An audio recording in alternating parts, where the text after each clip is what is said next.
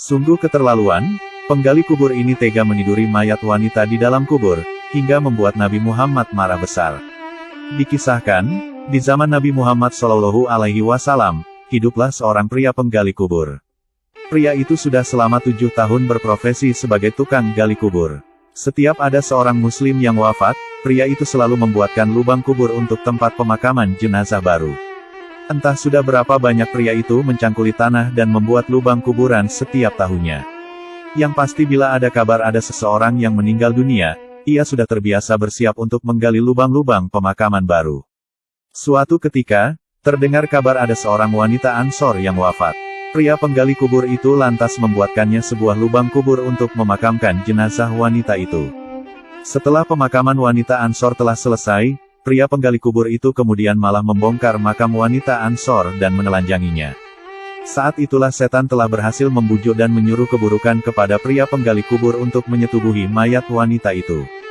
Kemudian, timbullah nafsu syahwat si pria penggali kubur. Ia lalu mencopot pakaiannya dan kemudian memperkosa mayat wanita Ansor itu. Namun, setelah pria itu melampiaskan nafsu bejatnya, mayat si wanita seakan hidup dan terjadilah peristiwa gaib yang sangat mengerikan. Perbuatan pria cabul yang bejat ini, ternyata membuat Nabi Muhammad marah besar.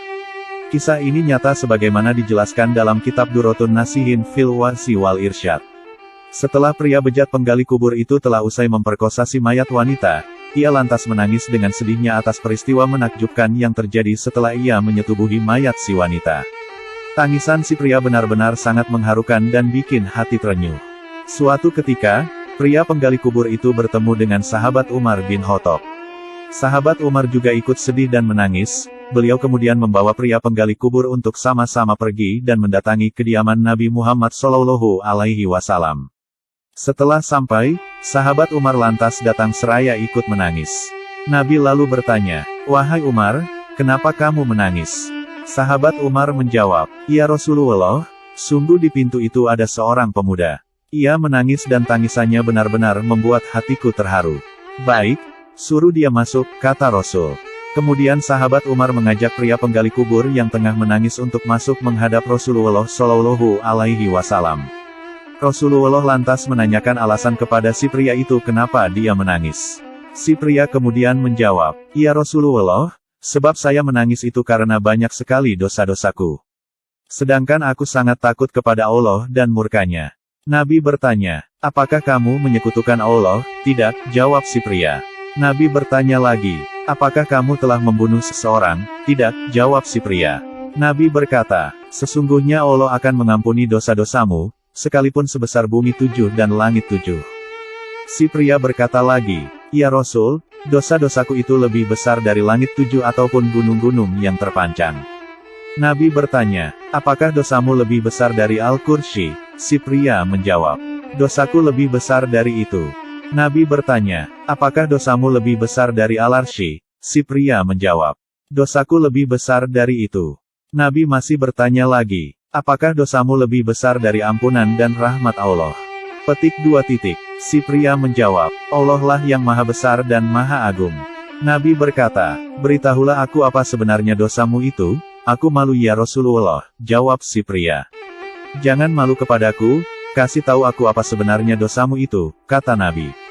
Kemudian pria penggali kubur menjelaskan kronologi kisahnya. "Ya Rasulullah, saya ini adalah seorang penggali kubur dan sudah bekerja selama 7 tahun.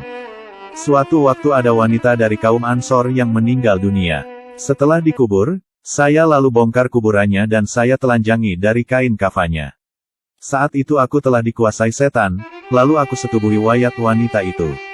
Namun secara tiba-tiba wanita itu berkata, 'Apakah kamu tidak malu kepada catatan Allah, di hari saat Allah kelak memancangkan kursinya untuk memberi keadilan? Kamu telah membiarkan aku telanjang bulat di tengah-tengah rintihan tangis orang-orang mati. Kamu tega membiarkan aku menghadap Allah dalam kondisi junub.'" Mendengar penjelasan perilaku bejat si pria penggali kubur itu, Rasulullah SAW lantas naik pitam. Beliau merasa marah dan langsung berkata kepada pria itu, "Wahai pendurhaka, pergilah kamu dariku, balasanmu adalah neraka." Mendengar jawaban Rasulullah SAW itu, si pria penggali kubur seraya bertambah kesedihannya. Ia sangat sedih dikala kelak dimasukkan Allah ke dalam neraka. Benar-benar tidak disangka, bujukan nafsu dan kenikmatan sesaat ternyata telah membuatnya buta menempuh jalan dosa dan azab yang pedih. Pria itu lantas pergi meninggalkan Nabi lalu pergi menuju gurun pasir seraya menangis sedih. Tangis penyesalan dan kesedihan pria itu lantas membuatnya tidak makan, tidak minum, dan tidak bisa tidur selama 7 hari. Suatu waktu tubuhnya kian melemas. Ia kemudian bereba dan menyungkurkan wajahnya bersujud di suatu tempat. Ia lantas berkata seraya berdoa, "Ya Allah ya Tuhanku, aku adalah hamba-Mu yang penuh dosa dan kesalahan. Aku sudah datang ke pintu Rasul-Mu agar beliau mau memberi pertolongan kepadaku di sisi-Mu. Maka, ketika didengar begitu besarnya kesalahanku, beliau usir aku dari pintunya. Dan beliau enyahkan aku dari sisinya. Hari ini, aku datang ke pintu-Mu, ya Allah. Karena Engkau adalah Tuhan yang Maha Pengasih kepada para hamba-Mu, harapanku hanya tinggal kepadamu, ya Allah. Jika tidak, maka silahkan kirimkan api dari sisi-Mu, dan bakar aku dengan api itu selagi masih di dunia, sebelum Engkau bakar aku di akhirat-Mu, ya Allah." Setelah mendengar doa dan taubat sungguh-sungguh dari pria penggali kubur, Allah Subhanahu wa Ta'ala kemudian mengutus malaikat Jibril untuk mendatangi Nabi Muhammad SAW. Malaikat berkata, "Wahai Rasulullah, sesungguhnya Allah mengirimkan salam untukmu." Rasul menjawab, "Dialah kedamaian, darinya kedamaian, dan kepadanya lah kedamaian akan kembali." Malaikat berkata, "Ya Rasulullah, Allah bertanya kepadamu, apakah engkau telah menciptakan hamba-hambaku?" Rasul menjawab, "Dialah Allah, yang telah menciptakan aku dan mereka." Malaikat berkata, "Apakah engkau memberi rejeki kepada mereka?" Rasul menjawab, "Dialah Allah, yang telah memberikan rejeki kepada mereka dan juga aku." Jibril berkata lagi, "Dia Allah bertanya, apakah kamu menerima taubat mereka?" Rasul menjawab, "Dialah yang menerima taubat hamba-hambanya dan mengampuni kesalahan-kesalahan mereka." Jibril berkata, "Allah Subhanahu wa Ta'ala berfirman kepadamu, telah aku kirim kepadamu seorang di antara hamba-hambaku, dan dia telah menggakui salah satu dosa-dosanya. Tapi kamu malah berpaling darinya dengan sangat, hanya sebab satu dosa saja. Maka betapa jadinya kondisi orang-orang yang berdosa kelak, manakala mereka datang dengan memikul dosa-dosa bagaikan gunung-gunung yang besar. Kamu adalah utusanku, aku utus kamu sebagai rahmat semua alam, maka jadilah kamu seorang yang penyayang terhadap orang-orang beriman, dan pemberi pertolongan kepada mereka yang berdosa, dan maafkanlah keterlanjuran hambaku. Sungguh aku benar-benar telah mengampuni dosanya." Mendengar firman Allah yang dibawa malaikat Jibril, Nabi Muhammad SAW kemudian mengirim beberapa utusan dari para sahabat untuk mencari pria penggali kubur. Rasulullah mengutus para sahabatnya untuk menyampaikan berita gembira tentang ampunan Allah atas dosa-dosa si pria penggali kubur. Kemudian berangkatlah para sahabat untuk mencari pria penggali kubur itu. Akhirnya, pria penggali kubur itu berhasil ditemukan. Disampaikanlah kepadanya sebuah kabar gembira tentang kemaafan dan ampunan dari Allah Subhanahu wa Ta'ala. Betapa senang dan bahagianya pria penggali kubur itu mendengar kabar itu. Kemudian, para sahabat membawa pria penggali kubur itu untuk pergi menghadap Rasulullah SAW. Setelah sampai di kediaman Rasulullah, mereka para sahabat dan pria penggali kubur menjumpai Rasulullah tengah mengerjakan ibadah sholat maghrib. Mereka kemudian ikut sholat dan menjadi makmum di belakang Rasulullah SAW.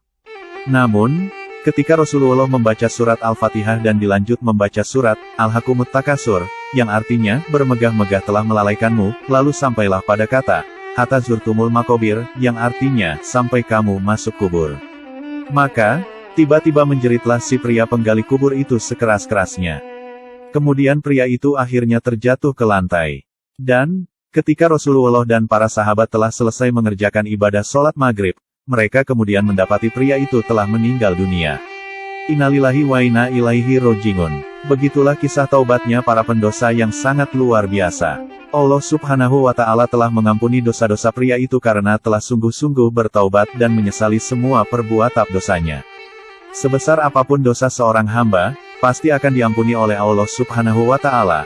Asalkan si hamba sungguh ingin kembali untuk bertaubat kepadanya. Karena, hanya Allah lah yang Maha Pengampun, Maha Pengasih, dan lagi Maha Penyayang.